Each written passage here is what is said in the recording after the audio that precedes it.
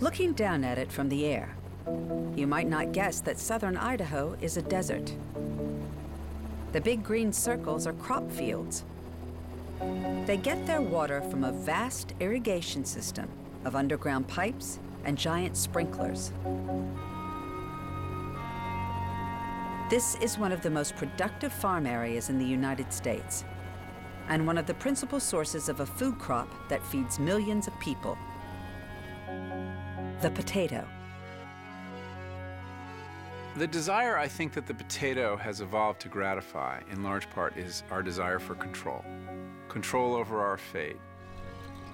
It gives us that by providing an immense amount of food per acre. An individual with half an acre of potatoes can grow enough food to keep himself alive or his family alive for a year. It's kind of extraordinary.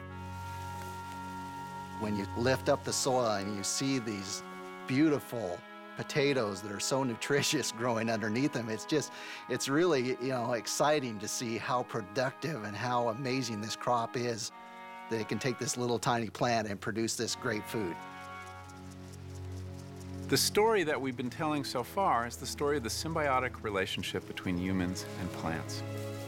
Well, with the potato, we enter into a very new chapter in that relationship: the genetic modification of plants.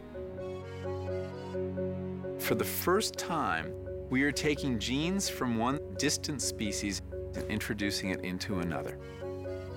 That represents a real quantum change in our relationship to plants.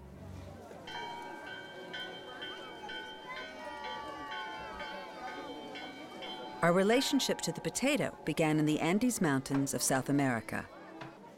In places like Pisac in Peru, people have long depended on the potato for survival. To make sure they grow enough potatoes, they've developed an astonishing degree of agricultural creativity. We reckon that there are more than 5,000 different potato varieties in the Andean region. There are tremendous combinations of colors as well as shapes. You find very elongated potato tubers that don't look potatoes at all, to very strange with very different protuberances that look very, very strange to you. It was in the Andes that people first domesticated the potato plant around 8,000 years ago. To do that, they had to overcome a big obstacle. The potato in the wild is poisonous. It's one of those crops that produces solanine, which is an alkaloid, which is poisonous. And in fact, potatoes still produce it, by the way. If you allow your potato to get exposed to light and it turns green, it's producing solanine and you shouldn't eat it. But in the plant world, there are always exceptions to the rule. Genes inevitably mutate, and plants change. People did a lot of trial and error, tasting potatoes and spitting them out or getting sick. And then eventually you find one that, hey, this one doesn't have that taste. Maybe this one's all right. And those would be the potatoes that we would save. Over time, the Peruvians achieved great success as potato farmers, not by trying to control nature, but by adapting to it. Whenever you're moving up in altitude, you're having a radical change in climate. And one side of a hill will have a very different climate than another. The way the early Peruvians dealt with that was to grow many different varieties of potatoes and preserve the diversity, so that on a plot of this kind of facing toward the sun at this kind of altitude, you plant this one. And on this plant, just on the other side of the hill, you plant this potato. And this was a way of gaining control over their fate. Because if something happened on that one plot at that altitude, they would still have other potatoes. The Andean region has many niches for growing crops, and the potato was able to adapt to different areas. That's why there were so many varieties developed for different uses and different purposes along the Andes. Faustino Paco is 24. His family has been growing potatoes here in the Andes for hundreds of years. Como hay muchas culturas que existen acá en Perú, Nosotros somos una cultura, la cultura de papa. O es nuestro tesoro, o nuestra riqueza que hay en la comunidad. Kunanqa wayqiykuna panaykuna aquí papanchikpaq huk pachatira manuqa phukuriykusaq apukunaman apu runachirana.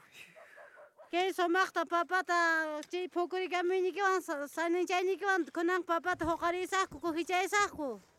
El ritual de la cosecha de la papa, esto viene siendo desde los años ancestrales y hasta hoy en día estamos manteniendo eso. Salud, salud.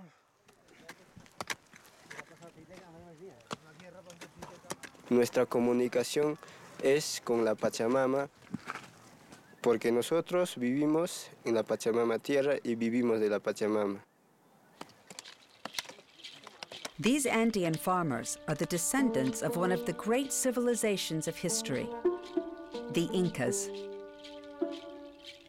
They presided over one of the most sophisticated agricultural systems on Earth, based in large part on the potato.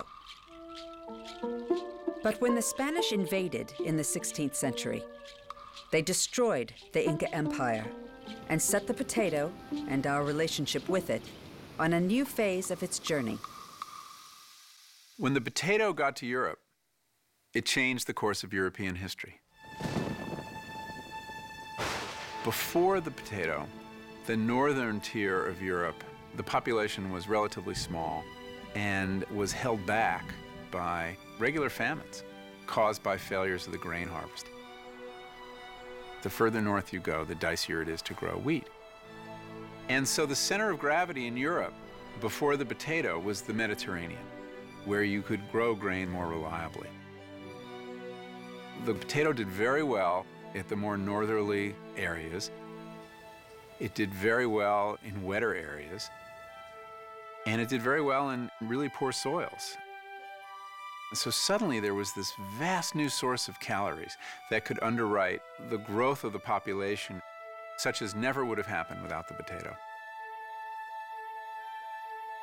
Since one individual can grow so much food, you need fewer people in the fields to support an urban population. So it's really hard to imagine the Industrial Revolution proceeding as it would without the potato to kind of support it.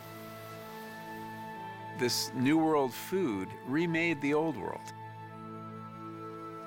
The potato thrived in the soils of Northern Europe, most dramatically in Ireland, a country sorely in need of a hearty food. For the Irish, the potato initially was a godsend. Ireland's poor farmland and bad weather made it a tough place to grow crops. But the potato plant actually prospered in this soggy environment and seemed to end the country's long struggle with hunger. If you had potatoes and cow's milk, you had a complete diet. You had calories, obviously, and you had the full complement of vitamins. So they became very dependent on the potato. And in fact, the population grew. The problem was, however, that the Irish were planting almost exclusively one kind of potato, a potato they called the lumper. And they planted the lumper all over Ireland. So the Irish had really made themselves dependent on this one strain of potato. And in 1845, some ship from South America was carrying a fungus, and it was a wind-spread spore. And over the course of a very few weeks, the spore spread across all of Ireland, and within days of infection, the fields went black, and the potatoes in the ground turned to mush.